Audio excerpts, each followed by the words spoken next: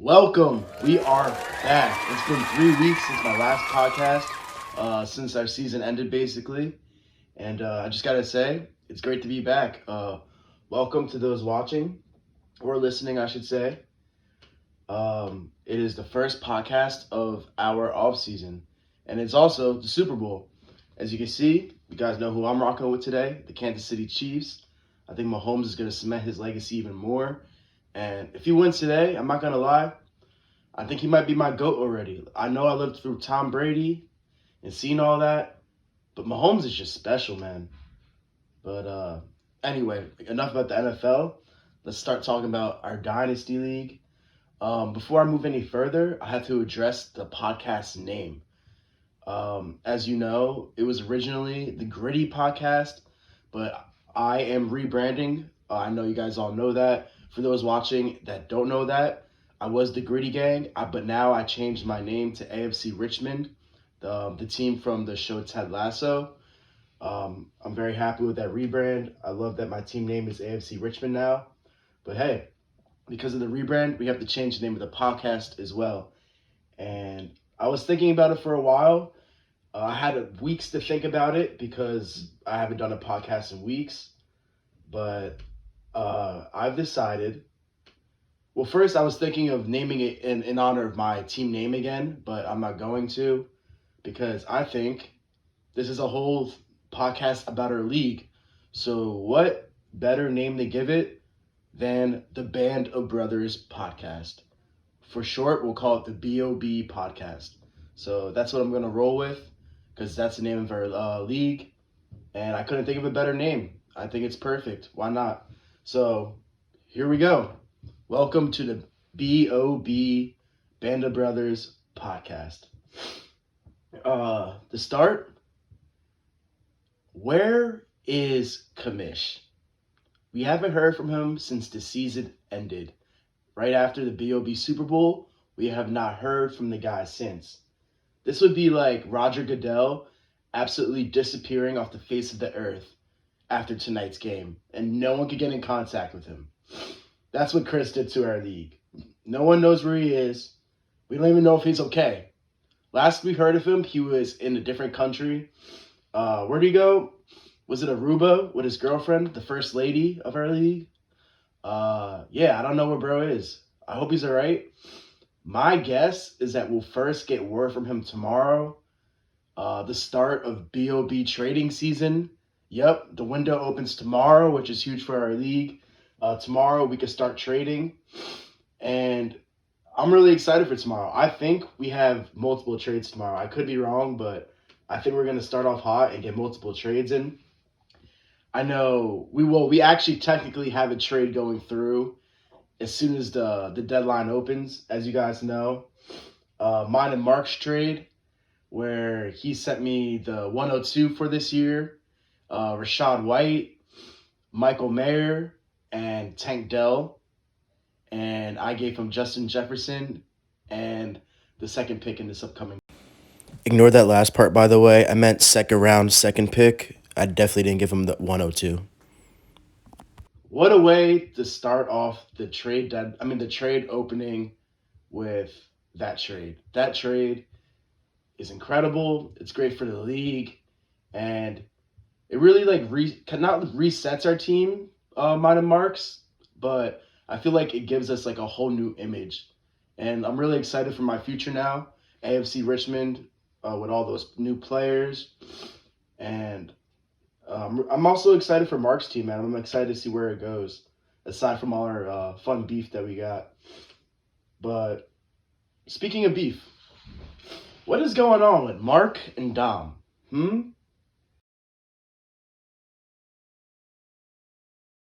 Mark is mad and feels like Dom is always hating on him on every move he makes.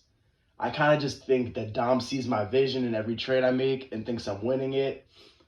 But I gotta say, I'm all for this younger brother division beef. Like, we need good rivalries in our league. So if Mark and Dom want to start going at it, I will. I love that. Our league needs it. Dom actually caught a stray in the chat yesterday from Mark when Norm was like, oh yeah, he was just like, yeah, I'm just hating. And then Mark was like, oh, he's on some Dom shit. I expect Mark to keep taking shots at Dom like that because he's tired of the hate that he receives from Dom. And I hope Dom fires back and they keep going at each other because our league needs it. Mark also just hated on Dom's pick this morning, the Mahomes pick for our last touchdown bet that we all put in. Our league, if you don't know, if you're not in our league and you're watching, every Super Bowl, we all bet a last touchdown score and we just all throw in money in our group chat, and whoever gets the last score right in the Super Bowl ends up taking home all that money. So Dom picked Mahomes, and Mark was just, that's a bold move. He was saying it wasn't good. And I expect Mark to keep hating on everything Dom does like that. And I expect Dom to do the same thing. You know what I'm saying? Yes, I am a D1 instigator. I love all the beef. I can't lie. So, yeah, that should be a good rivalry. Right now, the Dom is 4-2 all time against Mark. So he has the leverage there. But I expected to get closer record wise with the Straw Hats, Mark's team on the rise. And not that Dom's team's going down, they low key are a little bit. I just think they're going to be more evenly matched in the very soon future. Uh, so, what I want to talk about today is I'm just going to go team by team and analyze them. However, I do have them in order of where I would rank the teams right now. But I'm also involving like the trade, like what trade picks to have in the order a little bit, because let's just say like for someone like Brandon, like he has the 102 and the 103. It's very easy. Like we know who he's gonna take of those picks, so I'm factoring that into their team. Some people you can't, but like I'm still trying to put the value of that pick into their team. So without further ado, who I have at 10. Well, before I start this, I actually want to say if you're 10 or 9 or 8 or whatever, I actually have to say when I was ranking these teams, I don't think any team is bad anymore. I think we've all kind of gotten past the point that we're bad, and I really think every team has potential to do something, you know? And I think this season coming up is going to be our most competitive season that we've had. Everyone's teams are just growing and evening out more. And I also think people are just learning how to manage our dynasty team, and everyone's becoming a better GM. And like Mark's not 8 years old anymore; he's 11 now, so he's growing up as well. For those watching that don't know, Mark is not actually that young. We would not have a kid that young in our dynasty league, but he is 16. I want to say he's 15 or 16. Still can't ride a bike though. Anyway, so let's get into it. At 10, I have Kamish's team, Roast Beast.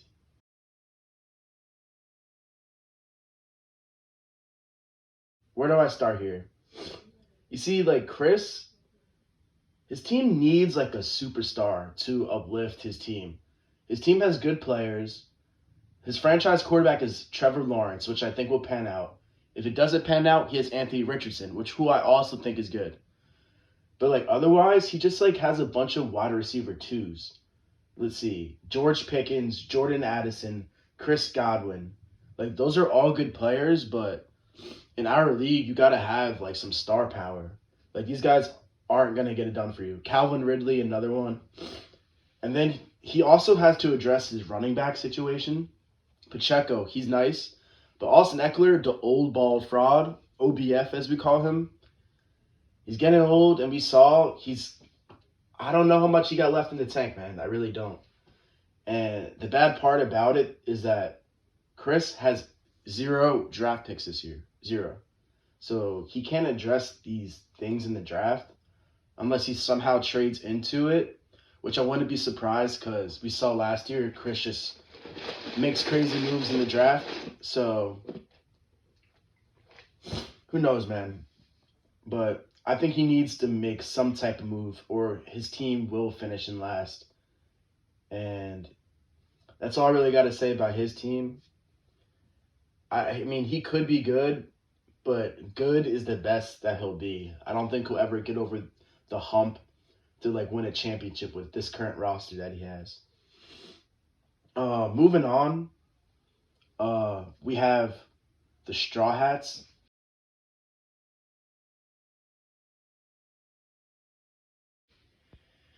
And Mark, I know you're not gonna like that you're 9, but I would have ranked you higher if you didn't do the trade that me and you just did.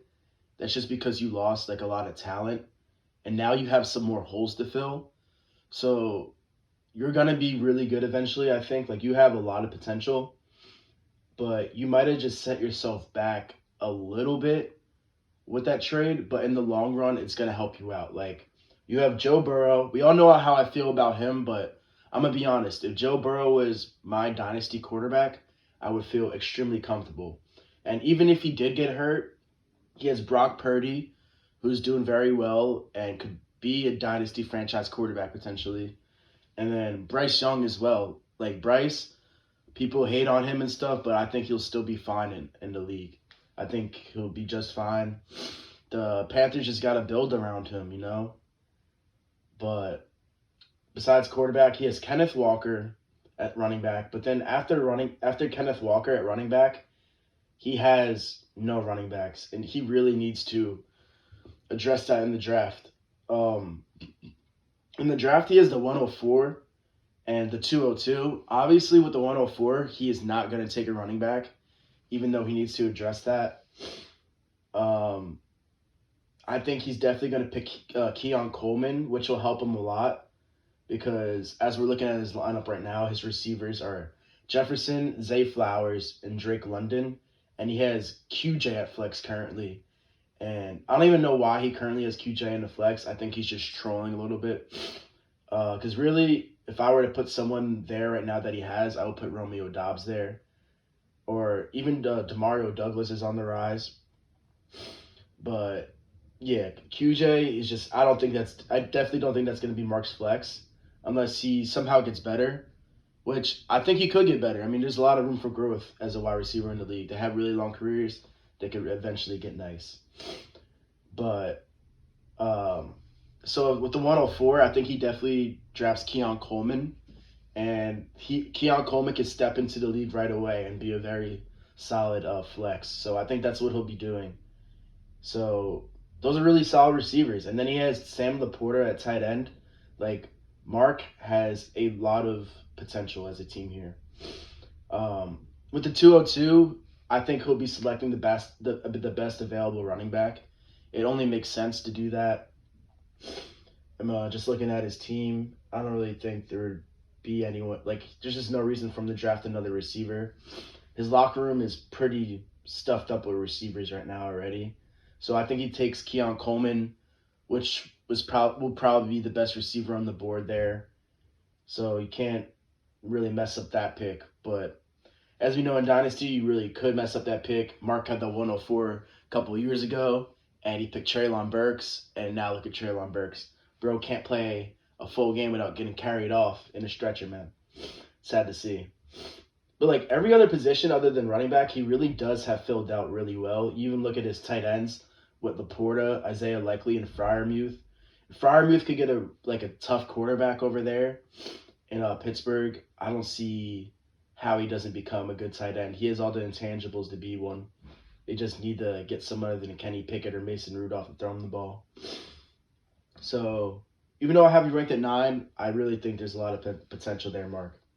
And if you don't contend this year, which may be a little hard for you to, I would definitely see it the next year. Coming up at 8, we have, was he the worst team in the league last year? Yes, he was the worst team in the league last year. We have Alex's team, Megan Thee Stallion.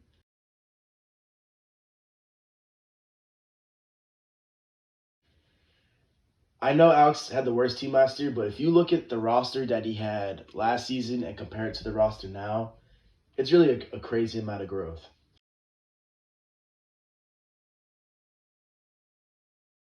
And I really think that he has the potential to be really good soon as well, and even maybe compete this year. So for him, Jordan Love, he was looking really good. I think recency bias is really crazy right now. A lot of people are putting Jordan Love in their top 10 quarterbacks, which I think is kind of absurd because they're leaving out guys like Herbert. Like I see Herbert getting left off list right now for Jordan Love to be put into that, and I just don't believe that's true at all. But I think Love has what it takes to be a dynasty franchise quarterback, and I think Alex found his guy right there. Going into last season, he had Russell Wilson there, so I consider that an upgrade. And then he has Kyron Williams and Devon Achane, both very good running backs. And then his wide receiver room is pretty good right now. Needs like some more work, of course, because Alex blew his team up last year, but he has potential, man. Nakua, Rice, Josh Downs is balling too. Jonathan Mingo, I feel like could be solid eventually once the Panthers just build a little more. Like Mingo's not a wide receiver one, but you put other guys around him, and Mingo it could be a pretty solid player. Uh, and then I mean, otherwise, like yeah, his team's not that good, but as we saw, these guys are putting up points last year, and I look at his Alex's draft picks as well here, and he has the 201, the 203, the 205, the 206, and the 210. So he's going to be absolutely running the second round with these picks. And as we saw in recent years, the second round, you find gems there. And like, he has 5 second rounders out of 10 possible ones. I feel like he's going to find gems there, and it's going to help him out a lot. I mean, we even saw this year in the second round, he got Devon Achane and Rashid Rice, and they were both huge for his team. So I see something similar happening, and I expect Alex to like definitely do better than last year and not compete for the championship, but like he'll compete, and I think he could come close to making the playoffs. Next up at 7, I got the company.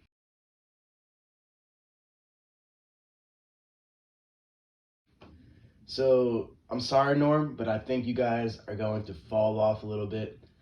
I know we've been saying it the past few years, and it hasn't happened, but I think it could catch up to you now. And but at the same time, I also think you have what it takes to compete. So look, he has Josh Allen at quarterback, which you can't really ask for any better than that. Josh Allen will make Norm contend probably each year just because he's so good. And then you got Travis Etienne, another one. He's a stud. He'll be just fine. And then Alvin Kamara. I think the consensus was that Alvin Kamara was going to fall off a little bit this year, but he did the opposite, and he did a lot of carrying for Norm, I would say. Because other than Etienne and Kamara, Norm really needs to address his running backs.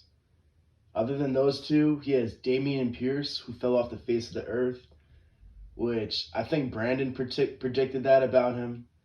I think it's just his running style. Like, you can't run like that for that long in the NFL. And Singletary also just fit their offense better. He really did. And that had a lot to do with it, too. But yeah, other than Etienne and Kamara, Norm has Damian Pierce, Tank Bigsby, which is good because it's Etienne's backup, but still. And then Leonard Fournette.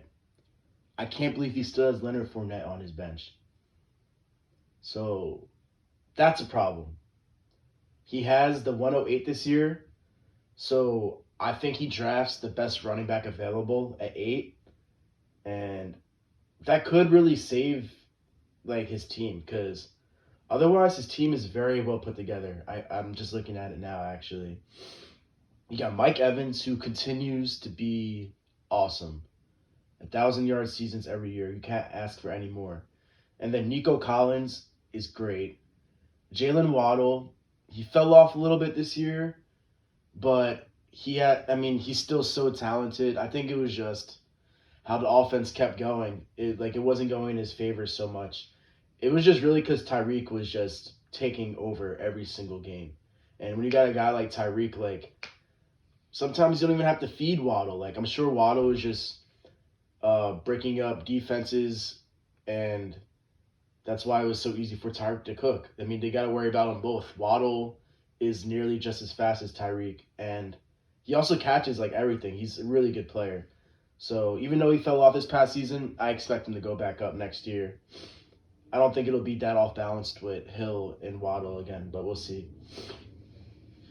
And then you got who Norm traded up for last year, Kincaid at tight end, and Kincaid is just he's gonna get better every single year. He showed he's capable of being a good player this past year, and it's very cool. And Norm has the Allen Kincaid stack, so that would be cool to watch over the years. And at flex, he has Christian Kirk right now, but like I gotta say, looking at Norm's wideouts, it doesn't even have to be Christian Kirk, even though Christian Kirk is a baller. Um, he has D Hop still, which who knows what will happen with him, but D Hop showed he's still nice. I can't even imagine D Hop falling off. He's so good. And then Jamison Williams, a guy who could definitely step up and take over that flex role for him, for Norm's team. I think he has what it takes to be a pretty solid wide receiver too behind Amon-Ra, but we'll see. And then another guy that could potentially step up in the flex for Norm, Jalen Hyatt. He didn't have the best year with the Giants, but he should be okay, and I really hope he's okay. Because me being a Giants fan, I hope we didn't draft him for no reason. I hope he's not a bust. But I do think he has what it takes to be good. The Giants just have to uh, build around Daniel Jones, and they have to use Hyatt correctly. Like last year, they weren't even bothering using him. They kept throwing Darius Slayton out there still. And like I just don't get that. Like Hyatt has to be better than Slayton, right? If he's not, then like why did we even bother drafting him? But yeah, I hope Hyatt steps up, and I think he could step up, and he could be a flex for Norm. So if I'm Norm, I don't worry about the receivers at all. I just think running backs could be the downfall of his team. So he has to pick one at 8, I think, this year, and make sure it's the right pick, or else he's gonna struggle through the season with that running back position. Um, at 6, we have You're the Man.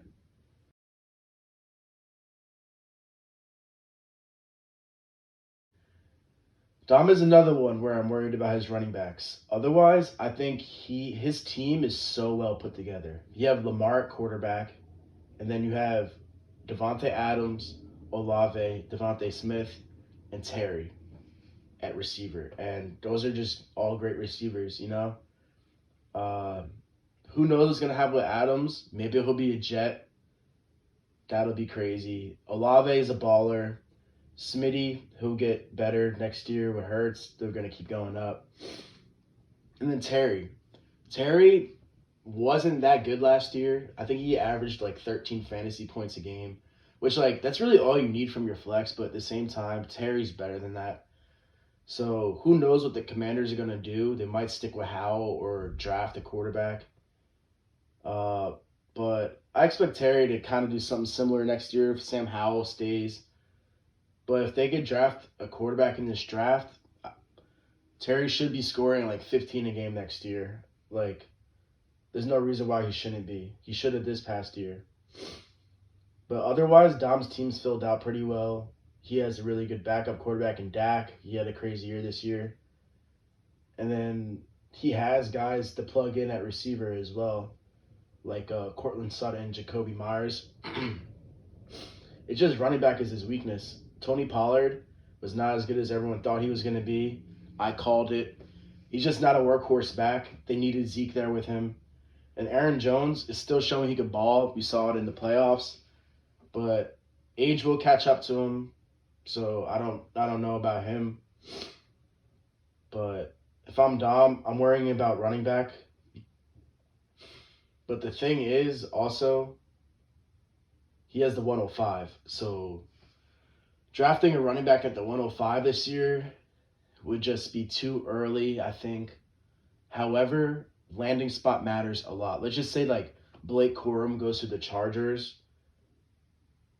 Why not take him at 5? You know, like he would be a stud on the Chargers. So we got to see where everyone lands before we say anything like that. But hey, if it is too early to draft a running back there, if Dom feels that way, trade back for someone. Trade back with someone later in the draft who's looking for like a quarterback. We'll still have every quarterback available still at 5. Any like there's gonna be really good receivers left still at 5, and Brock Bowers will be there too. So 5 is a really good pick this year, and I could see Dom maybe trading with someone and just drafting a running back maybe a little later. Who knows? I mean, maybe it will be worth it to take a running back at 5. We got to see. Like I said, we got to see where everyone lands. But yeah, I got Dom at 6. So now we're getting into the top 5.